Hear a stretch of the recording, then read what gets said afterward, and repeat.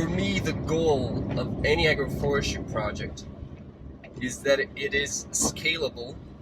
That means you've got all the numbers well consolidated. Forget about sustainability. You want to enrich ecosystems. Every being is equipped to live a positive, energetic balance. Keep it pruned. We are cultivating abundance. Not a problem to cut down trees. The problem is not planting them.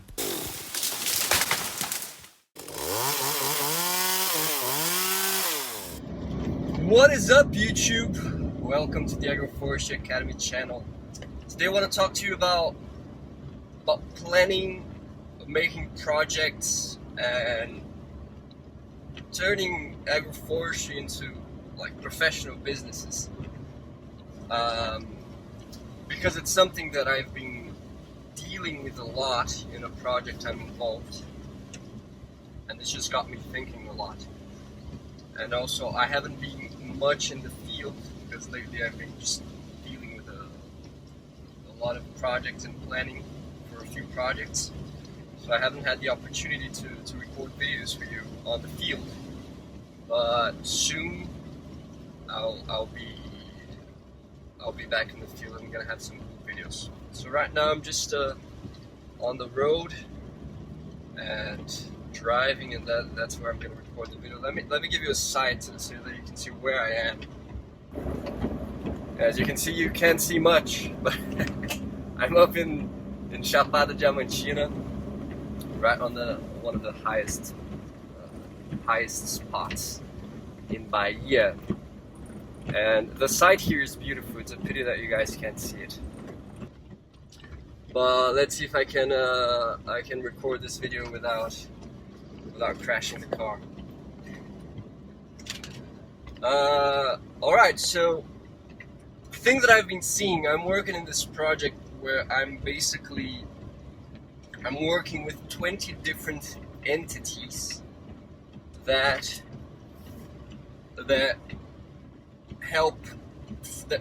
do projects with small farmers, help them develop agroforestry systems, mostly integrated with animal raising, mainly sheep and a bit of cows, but mostly sheep, and for land production actually. And one thing that has gotten my attention is that, which I had already realized, but it has been getting clearer and clearer, which is people don't really apply business planning to agroforestry systems. And I think that's a pretty big mistake. And we have to understand that agroforestry is pretty new in this systemized manner that we're trying to do. And we need to develop something that resembles, or that can be multiplied. So for me, the goal of any agroforestry project is that it is scalable. That means you've got all the numbers well consolidated, in the sense that you know how much you spend to plant a hectare of this specific system. You know all the inputs you need. You know how much it takes for you to manage that system, how much labor you need, and you know how much that costs. You know how much you can expect in terms of productivity, and that of course is going to depend on the level of technology you're using, or where you're based, your climate, if it's an irrigated system or not, and what crops you're using. So there's a bunch of factors that are going to determine the outcome you can expect. So I pose a question to you all. If you're working with agroforestry systems, are you able to, in the moment of implementation, to already have an idea of expected outcome of the project given the context in which you're implementing. And if so, are you able then to replicate that model to similar places to yours? And when I mean replicate,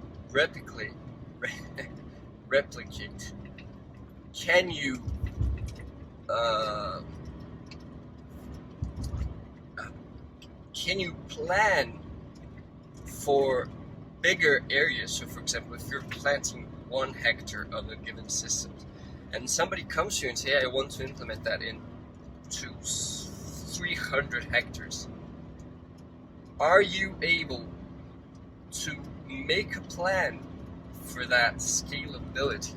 You know, can you simply can you project everything needed in order to put in place an operation that will have that sort of dimension? And we need to get to that point. And when I say we, I'm talking about the agroforestry workers around the world, because we don't have that yet. And honestly, I'm trying to work very hard on developing these models, and lately I've been just working a lot in building tools to help with that management.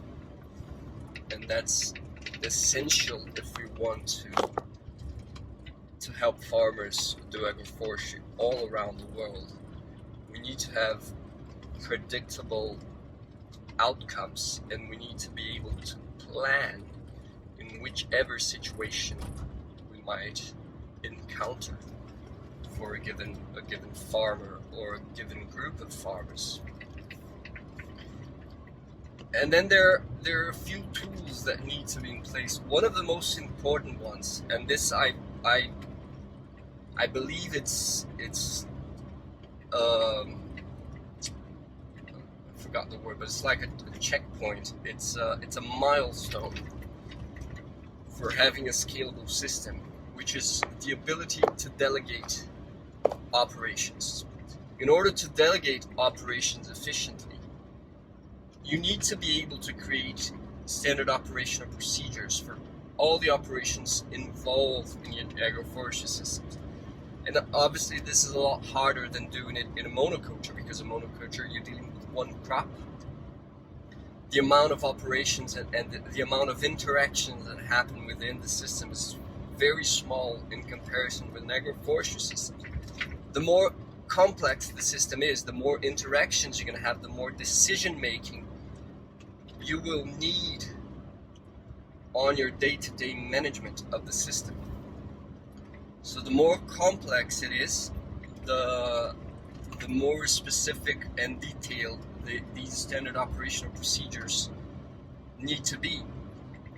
And the more qualified your labor needs to be, because it's one thing for someone to know how to harvest corn, for example.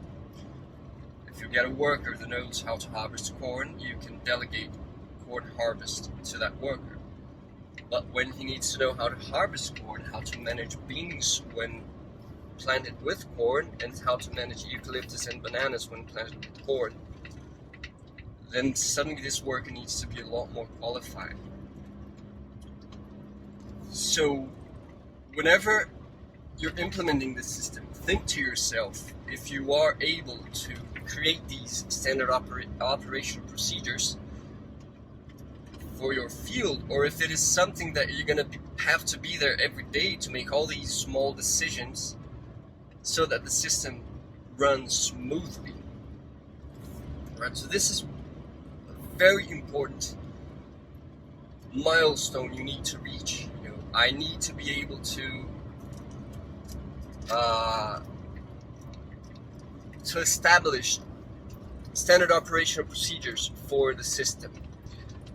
That's a prerequisite for you being able to scale the system and to create larger and larger systems within that model. And then you have to understand that each agroforestry model is going to have slightly different operational procedures. Of course, if you're working within a value chain, for example, I'm working specifically with citrus production, for example, the systems will be very similar, from one farmer to the other. Standard operational procedures will be very similar, but there might be slight differences between one farm and the other, because you're gonna have there are gonna be unique features to each system. But still, you got to be able to establish those procedures. So that's one thing. Another thing, which comes hand in hand with those standard operational procedures, are you able to create a work plan, throughout a year of all the operations that will be required, and to establish a timeline of those operations. Okay, I planned this time, in 30 days I need to do this. For example, I need to do a selective weeding. How do you do selective weeding? Oh, I have a standard, I'm just going to call it SOP, right? Standard operational procedure. I have an SOP for weeding on day 30. I have an SOP for necessary weeding on day 90. I know that in month 6, I'm going to need to do, I'm just throwing out numbers here, I'm going to need to do leaf analysis of my plants, so that I know if they're well nourished, if they're going to give me a decent crop, or if my soil preparation was good enough for holding a good citrus production, or if maybe I need to come with some nutritional supplementation, at least for this first year, so that I can have a good crop that will pay the bills. So all of these things need to be in place so that you can scale the system and having an efficient and financially viable agroforestry system. And then one other thing that needs to be understood is the level of technology used. So this is a conventional concept of agriculture, of conventional agriculture. And even in conventional agriculture, not many people use it and understand it, but this needs to be understood. Yeah. Which is understanding the level of technology, and of course this can be applied to across various fields, not only agriculture. But think about this. I'm going to continue with the example of the citrus. Let's say you're producing lime. You can have a production that will yield 50,000 tons per hectare. 50 tons per hectare of lime, or you can have a system that will produce 15, for example, and 20. And there are many things that need to be in place in order for you to reach 50 tons per hectare, let's say. Your plants need to be very well nourished. You need to be in a favorable climate. You need to do all the operations properly. You cannot have diseases and pests in your system. You need to harvest in the right time. Maybe you need irrigation depending on where you're based. So the simplest way to understand this idea of levels of technology and why you cannot improve one feature only and expect a higher production. Because let's say you are in a place that you will for sure require irrigation for reaching these top level productions, because maybe you just don't have enough rain to reach that sort of production. It's not enough to give your plants irrigation, right? If you want to reach that production and okay, I need this much water available to my citrus, so I need proper irrigation, but my soil also does not support that level of production because maybe it's a poorer soil, So along with irrigation, you're gonna need to bring up the nutrition of your plants by better soil preparation, maybe micronutrients, fertilization throughout the years until you reach that level. And also, if you only come up with proper nutrition but you don't have water available, this extra nutrition that you're giving your plants won't be enough to reach that production, because then the plants lack water. So what is the use of having more nutrients if you don't have water? So all of this has to be considered, and of course there are many other aspects of the system that you need to consider in order to reach a higher level of technology and production. It's a package that needs to be addressed together. It's the same idea of fertilizing your crops and of soil fertility. There is a law in soil fertility which is called the law of minimum. And although many people that work with agroecological systems, they tend to disregard this law because let's say it's an incomplete law. It doesn't tell the whole story. But that is no reason to disregard the law. We just need to understand that this law doesn't tell the whole story, but it is an important law, which says that productivity will be limited by the nutrient which presents itself in the lowest availability in the soil. So let's say that your soil lacks boron, for example, and all the other nutrients are at decent levels. Your soil lacks boron. Maybe you could reach higher productivities if you supplied a bit more of calcium and magnesium and potassium, let's say. But it is no use supplying more nutrients if you haven't fixed the boron problem before. It's like trying to build a house, and you bought all the material for your roof, but you still haven't built the foundations of the house. So where are you going to base your roof? You want to build your house faster, you want to have a beautiful house, and you bought all of these tiles and all of the interior stuff, the furniture, the material for the roof, but you haven't built the foundation. So what's the use? You need to build the foundation first. You need to attack that which is lacking the most. So whenever thinking about a project as a whole, an agroforestry system as a whole, you need to write down on paper everything that needs to be in place, and think about it as a project. We need to learn to manage projects. So what's the expectation, what's the potential for that system in terms of productivity, of profitability,